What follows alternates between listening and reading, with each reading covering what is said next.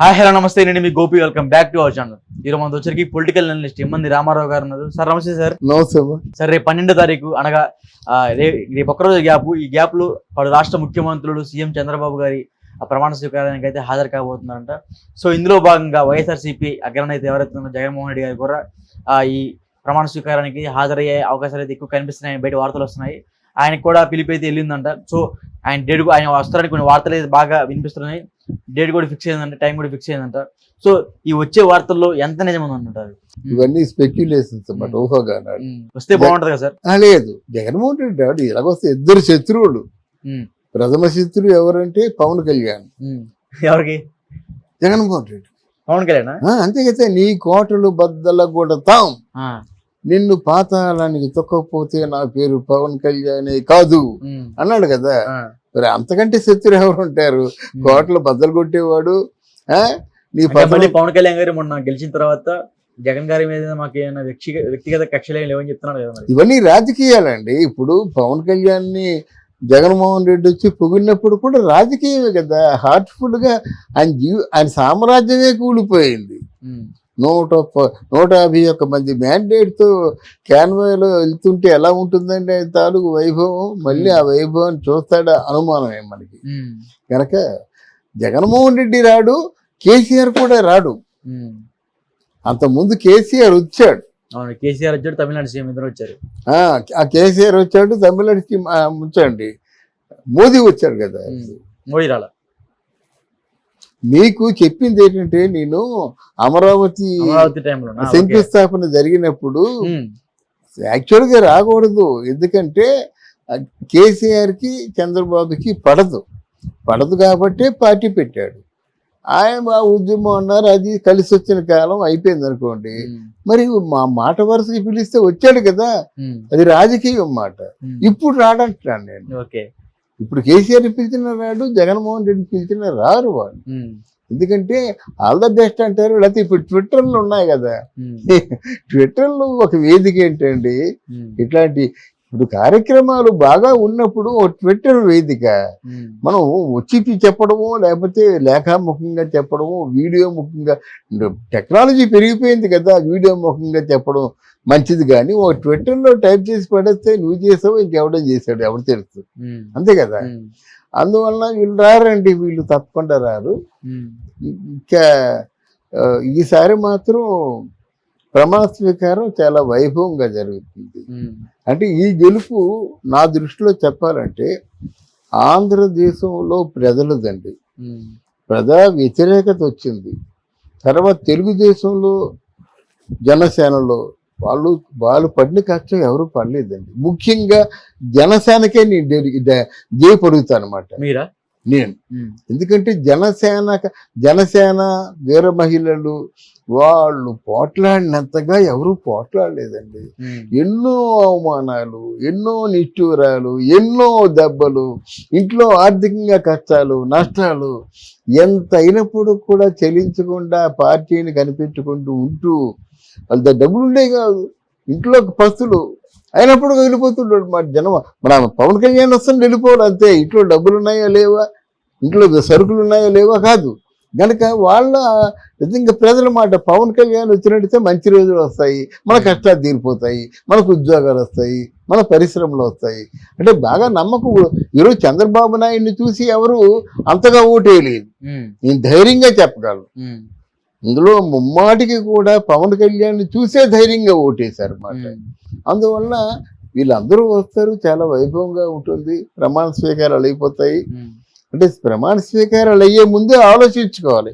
నేను చెప్పేది ఏంటంటే, ప్రమాణ స్వీకారాలు అయ్యే ముందే ఎవరికి అసంతృప్తి లేకుండా ఉండేలాగా చూసుకోవాలి. మళ్ళీ 12వ తారీఖు మార్నింగ్ మీరేం చూసుకోలేరు. ఏమైనా మార్పులు చేర్పులు ఉంటే రేపే చూసుకోవాలి ఒకరోజు. ఎందుకంటే అసంతృప్తులు ఉంటే వాళ్ళు అసంతృప్తులు ఏమంటాం మనం, రెబల్ అంటాం. రెబల్ ఏం చేస్తాడు, వాడు పార్టీ ఒక కూటమి తయారు చేసుకుంటాడు. అక్కడి నుంచి వాడి తాలూకు ప్రయత్నాలు ఎంతవరకు చేయాలి అంతవరకు చేస్తాడు. వాడి పేరు వాడి మన రమేష్ గుంటూరులో ఉండేవాడు కదా. ఇప్పుడు ఆ పవన్ కళ్యాణ్ పోతిరి మహేష్ని ఎంత ఎంకరేజ్ చేశాడు. అవును. కృష్ణా జిల్లా ఇన్ఛార్జిగా పెట్టుకొని ఆయన ఎంత గుండెల్లో పెట్టుకున్నాడు.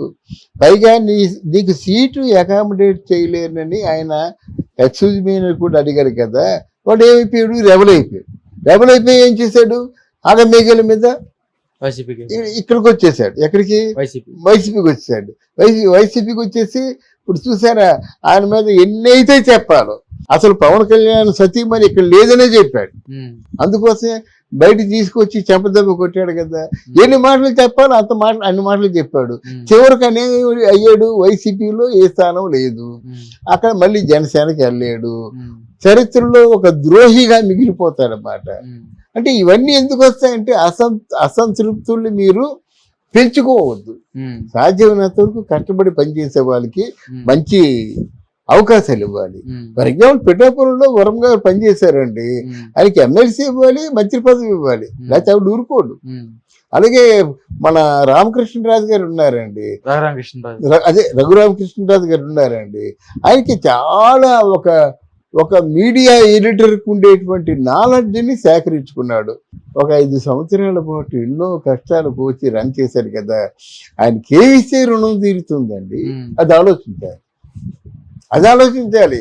సరే ఉన్నారు కదా మా పార్టీలో సీనియర్స్ అంటే సీనియర్స్ తీసుకొచ్చి జనంలో తిరగవలసిన పెట్టాలి. కానీ సీనియర్స్ అబ్బాయి ఈ పని ఇప్పుడు నేను చేయలేను ఎవరు అంటారు. ఇంకెవరన్నా కేటాయించండి. మరి వాళ్ళకి ఎందుకు బతుల్లో? ఎన్టీ రామారావు చేసిన మంచి పని అదే కదండి. యూత్ని పెట్టాడు అంతే. వాడు చెంగును పరిగెత్తుకొని మొత్తం రాష్ట్రాన్ని సుభిక్షం చేసి పారేశారన్నమాట. వాళ్ళు 2 రూపాయల కిలో బియ్యం అన్నాడు. ఎన్టీ రామారావు పెట్టిందే కదా. వాళ్ళకి ఏ రాజకీయ అనుభవం ఉందని 2 రూపాయల కిలో బియ్యం అన్నాడు. అలాగే సివిల్ సప్లైస్ ఏం చేశాడు?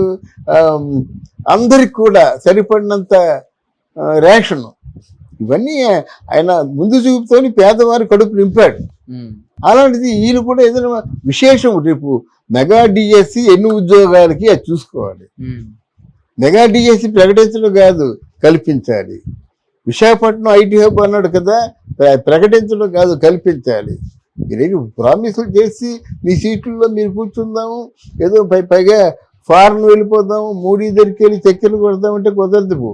ఇదేంటంటే పరీక్షా సమయం మాట. మీరు ఏమాత్రం బాగా చేయలేకపోయినా మీరు డెఫినెట్గా మీరు మళ్ళీ మామూలు స్థితికి వచ్చేస్తారు అన్నమాట.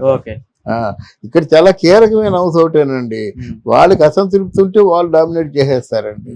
వాళ్ళు విమర్శలకు పాలవుతారన్నమాట. నేను అనుకోకూడదు, మనం ఉంటే అందరూ కాస్తారు, నేను అనుకుంటే మీరే ఎదుర్కోవాలి. అర్థమైందా? సో ఇక్కడ అది ఎందుకు అలాగా దాన్ని పెద్ద చేసుకుంటున్నారు? కానీ చక్కగా వచ్చి కదా చిరంజీవి ఇంటికి, ఇద్దరు కలుసుకోవచ్చు కదా, హ్యాపీగా డిన్నర్ చేయొచ్చు కదా.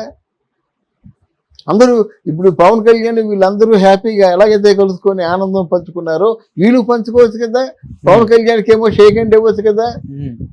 ట్విట్టర్ కుటుంబంలో ఉన్నోళ్ళు ట్విట్టర్లో ఇస్తారేటండి, ఆయన ఎన్టీఆర్ ఇచ్చినట్టు. ఏ మాటంగా ఉంది మీకు? కుటుంబంలో వాళ్ళు విజయవంతమైంది ఏంటి? పరాయి వాళ్ళు కాదు. మీ తాత స్థాపించిన తెలుగుదేశం పార్టీ విజయవంతమైంది. నాకు చాలా గర్వంగా ఉందని ఎన్టీఆర్ వెళ్ళి చంద్రబాబుతో చెప్తే పుష్పకు వచ్చి ఎలా ఉంటుందో మీరే ఆలోచించండి. మా తాతయ్య పార్టీ నాకు చాలా గర్వకారణంగా ఉందని చెప్పి వెళ్ళిపోయి కళ్యాణ్ రాము ఎన్టీఆర్ వెళ్ళిపోయి పుష్పగుచ్చాలు వేసి షాలో కప్పి థ్యాంక్స్ చెప్పొచ్చేస్తే వాళ్ళు అక్కడ ఉండేవారు అన్నమాట. ఇట్లాంటి మొండి పట్టుదలడు కేవలం వయసులో ఉన్న ఆవేశంతో మాత్రమే మొండి పట్టుదల ఉంటుంది, కానీ ఆలోచన ఉంటే ఇది ఈ విధంగా ఉండదు. దీని తాలూకు ప్రభావం మాత్రం ముందు ఖచ్చితంగా ఉంటుంది. Okay sir, thank you sir. Thank you అమ్మా, థ్యాంక్ యూ వెరీ మచ్.